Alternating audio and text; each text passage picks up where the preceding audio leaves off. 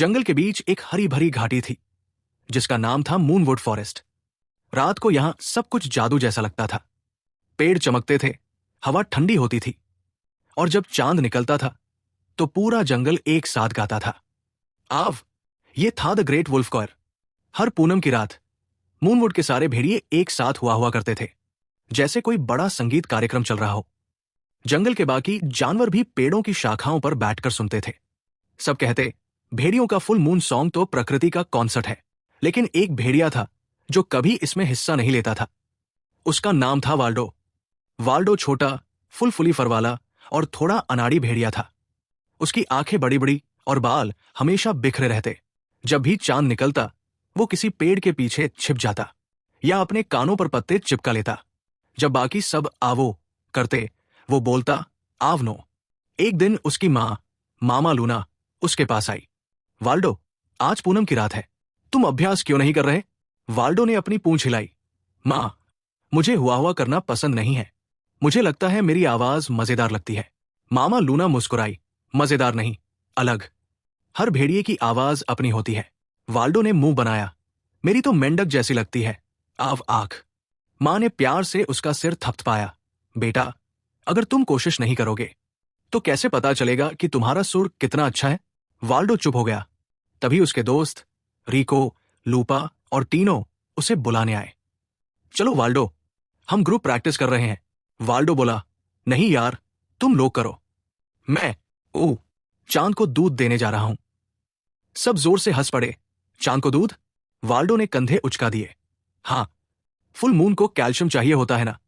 सबने उसे छेड़ा, मगर वो सच में पेड़ के पीछे छिप गया।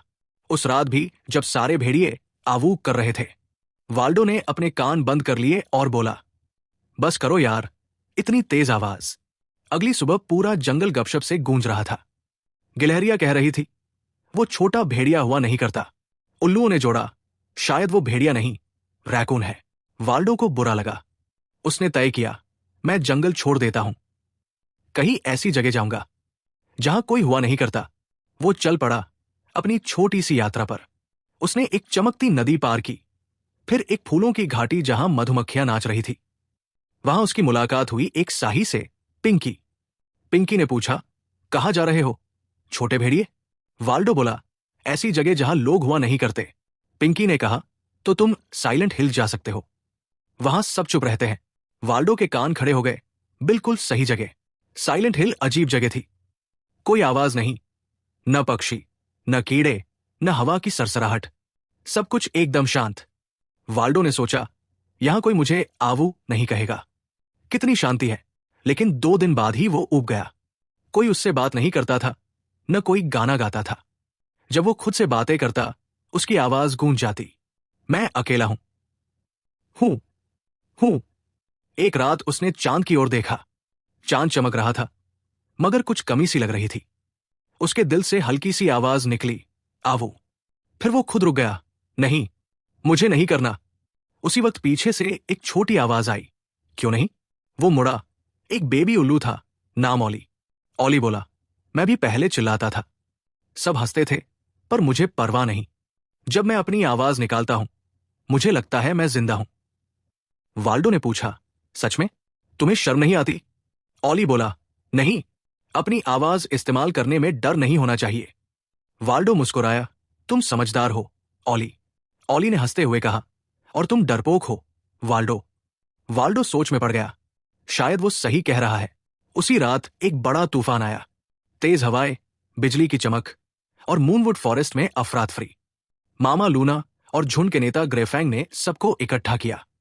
सभी अपने बच्चों को सुरक्षित जगह ले जाओ, बाढ़ आने वाली है। लेकिन एक मुसीबत थी। टीनो, वाल्डो का दोस्त, नदी के उस पार फंस गया था। पानी बढ़ रहा था और उसकी आवाज हवाओं में खो गई। वाल्डो, जो अब साइलेंट हिल से लौट आया था, ने ये देखा। वो चिल्लाया, टीनो, रुको। सारे भेड़िए जोर जोर से हुआ करने लगे ताकि ग्रेफैंग को संकेत मिले, लेकिन तूफान इतना तेज था कि कोई आवाज नहीं पहुंच रही थी। वाल्डो ने सोचा, मेरी आवाज तो बेकार है, या फिर मैं कोशिश करूं? उसने गहरी सांस ली। एक बार कोशिश करता हूं, चाहे मेंढक जैसी ही क्यों न लगे। और फिर उसने हुआ किया, आवूं। इस बार कुछ अलग हुआ। उसकी आवाज तीखी थी मगर बहुत ताकतवर। ग्रेफेंग ने सुन लिया और बोला, वाल्डो, दिशा पता चल गई, चलो उधर।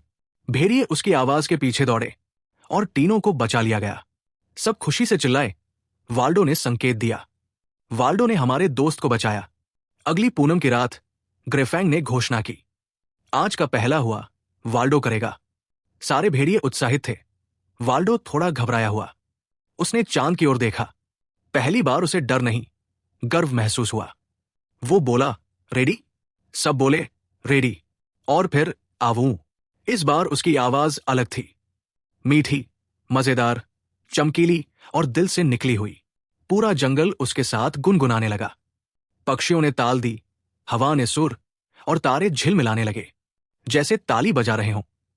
वाल्डो ने हंसकर कहा, लगता है मेरी मेंढक वाली आवाज भी काम आ गई। मामा लूना ने उसे गले लगाया। नहीं बेटा, ये सिर्फ आवाज नहीं, ये तुम्हारा साहस है। अब वाल्डो को सब द ब्रे हॉर्न के नाम से जानते थे। जब भी कोई छोटा भेड़िया डरता, मामा लूना कहती, वाल्डो को याद करो, जिसने सबसे मजेदार आवाज से सबसे बड़ा काम किया।